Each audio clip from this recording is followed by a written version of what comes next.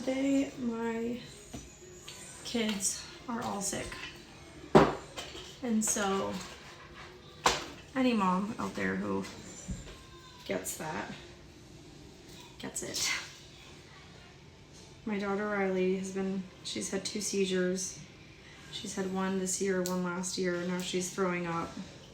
So I don't know if it's related to the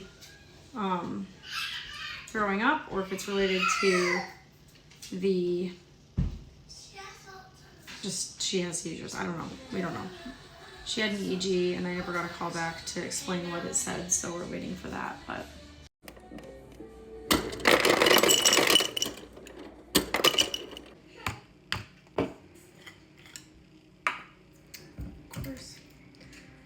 of course there's a cap on it.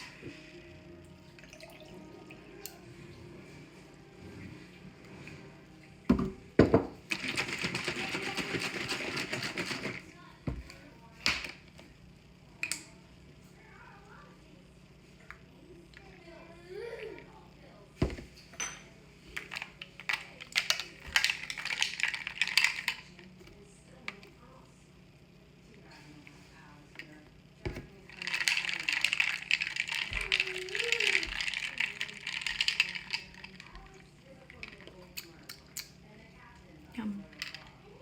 This is the easiest way to make coffee.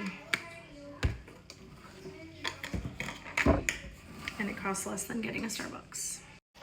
Last night I made a video about how my daughter is prone to having seizures, and we're trying to figure that all out, and I'm trying to start off at least with healing it holistically before I go into healing it, you know, with medicine.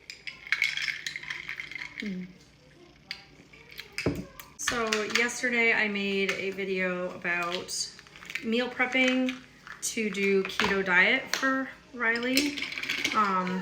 Obviously a very healthy keto diet since she's a child. We need to make sure she's having a lot of healthy fats, a lot of, you know, she can still have sugar in like berry form.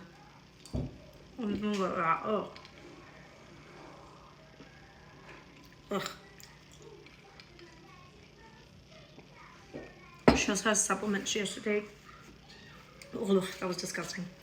I'll show those. These are the supplements I got her. This is a magnesium. I'm trying to find a gummy form that does not have sugar and that is clean with no dyes. So if you know of one that's magnesium glycinate, not citrate, that would be awesome.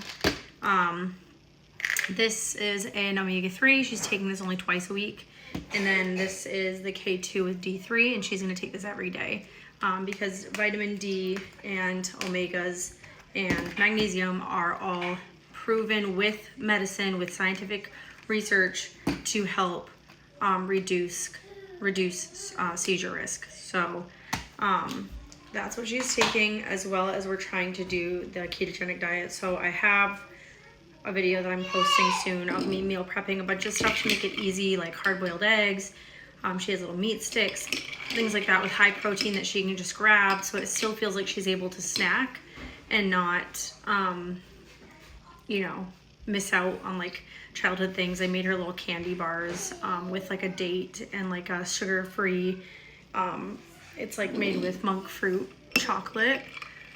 Monk fruit's one of the cleaner fake sugars, and it's not as high of a spike in your insulin. So I'm hoping that every once in a while, like Halloween's coming up, I want her to be able to have a piece of candy with her sisters. I also got a sugar-free pop. Anyway, I'm gonna feed my hideous sourdough.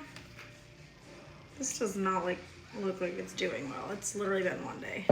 So we're gonna try our best here to help this sister out. So I'm just using a tablespoon, discard. I don't know. I'm actually discarding this because it's literally day 1 and I've not,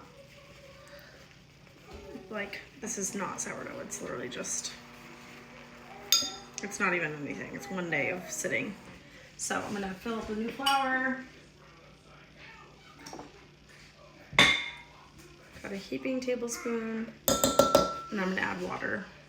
I'm just doing the kind where you do 1 part water, 1 part flour right now. I'm not measuring it because if I have to try to measure it, I'm going to not do it. I do think it needs a little bit more water though, because it's too like doughy, and I feel like it's supposed to be a little bit more like watery the first couple days. That's at least been my experience, so I'm gonna do that.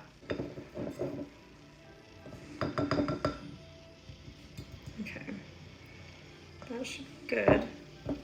Now you may be asking, why are you starting sourdough when you just had all of this stuff happen and you probably don't have the time or energy? Good question. I don't have the time or energy, but if my daughter does want something with some type of gluten, it's gonna have to be sourdough. And so that is why I'm taking the time to do this, because I still want her to be able to have little things every once in a while. Right now, we're gonna be extremely strict on the keto diet. Eventually, she can start adding more stuff when we've gone a year, 2 years without a seizure. So anyway, just trying to get this bad boy sealed up. Okay, that's what it looks like for now. I'm using einkorn flour, and I'm gonna go wash these so I can use them again tomorrow. I'm also making bone broth. This is the bone broth that I have. This is the new batch, so I'm using the same bones and the same vegetables, and I'm just doing a second batch of broth. So this is gonna sit on low all day, sealed up. You can get like 2 or 3 batches out of good bones, and I have really good bones and I have good veggies and stock stuff, so I'm gonna try to get at least another batch out of it. But yeah, this is the first color. I'll compare the second color maybe in another video, or maybe like this video, but whatever. I don't ever want to portray that like I've got it all together, because this is my kitchen right now. I'm just moving my, I don't want to show the fridge because it has pictures of the kids, but like this is quite literally a disaster. Whenever I'm having a particularly bad day, I like to read Matthew. I like to read something that Jesus said because it's just comforting. If I'm having a bad day, I read Psalms. If I'm having a really bad day, I read something that Jesus said. So I'm gonna find something and read it for us. Ooh, this is perfect. Okay, it says, 1 second, Evie. It says, Jesus said, "Come to me, all you who are weary and heavy laden, and I will give you rest. Take my yoke upon you and let me teach you, because I am humble and gentle in heart, and you will find rest for your souls." It says, "My yoke is easy and my burden is light," at the end. You don't have to read the entire book of the Bible to get encouraged. Also, something else that really is encouraging for me is just listening to worship music all day, especially when I'm having a hard week. Riley had a seizure 2 days ago. She's throwing up today. My son Lawrence, who has asthma or is like prone to asthma, he has like drops of oxygen levels when he's sick. He has a cold right now, so we're checking him all the time, watching her for seizures and throwing up. And the other 2 are basically just trying to give them as much attention as I can in between.